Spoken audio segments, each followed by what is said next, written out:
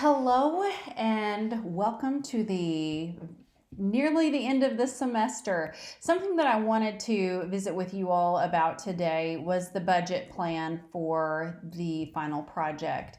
And I have pulled up two very good examples that I wanted y'all to look at from previous semesters. This is kind of what I'm looking for. So we have a quantity, where the expenditure will happen, a very brief description, and price per unit, and then a total, and then a grand total. And then in this student's campaign plan, as you can see here at the bottom, possible additions. So 4 months of advertising on KVII. So that's just kind of one of those things where this is what we can do with the money that you gave us, but if you give us just a little bit more, we can do a little bit more with it. So that's one example and one way of doing things. I've got another one pulled up here for you. Let me zoom in on that just a little bit, make it a little bit easier to see.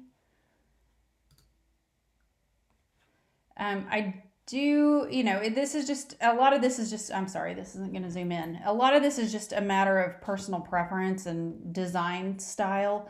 But again, this student put the date in there. And, a lot of times it might be, how you're going to tell the story of it. So, this echoed their timeline so that the client could see this is when we think this should happen.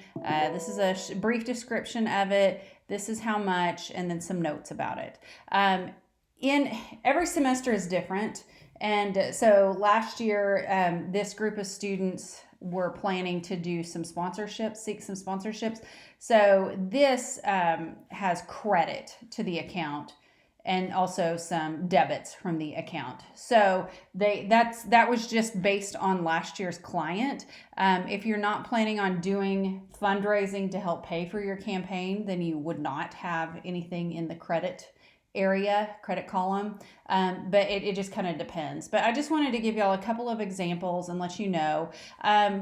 Sometimes the budget can stand alone and does not need any kind of a paragraph to describe it. Sometimes, and in this group of students, that's what they did. Sometimes you may feel like just looking at the table isn't quite enough information. So an introductory paragraph to the budget might be a good thing. Just consider the reader, and don't think about me being the reader. Think about your client reading this budget. And, this client is even different from me because I'm a little bit more familiar with what y'all are planning to do. I've graded your project, so I kind of assume some things and know some things, but this client hasn't been working with you through the ins and outs of putting together this campaign, so they may not understand what it is that you're talking about. So put yourself in the client's shoes, and I would recommend y'all getting somebody, a friend, one of your parents, to look through this before you turn it in, to make sure, hey mom, if I just handed this to you and told you this is how I was going to spend some money, would you understand what I'm talking about? And have them see if they understand what you're doing.